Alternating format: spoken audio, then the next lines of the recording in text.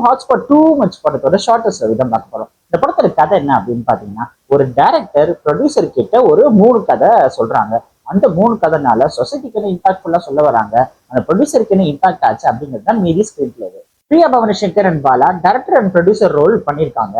கொடுத்த கேரக்டரை அங்கங்க ஃபன் எலிமெண்ட்ஸ் கலந்து நல்லா பண்ணியிருக்காங்க. படத்தோட ஃபர்ஸ்ட் கதை டியர் ஃபேன்ஸ். இதுல ராசா அண்ட் தாதான்னு மிகப்பெரிய 2 சவுத் இந்தியன் ஆக்டர்ஸ் இருக்காங்க. அவங்களோட ஃபேன்ஸ் வந்து எதுக்கெடுத்தாலும் போட்டி போட்டு அடிச்சுக்கிறாங்க. அதுல ஒரு ஃபேனை ரக்ஷனாவும் இன்னொரு ஃபேன் வந்து ஆதித்யா பாஸ்கரும் பண்ணியிருக்காங்க. அவங்களுக்கு தான் ஹீரோ தான் முக்கியம்பா, லைஃபை விட அவர் தான் எல்லாமே அப்படின்னு யோசிக்கிறாங்க.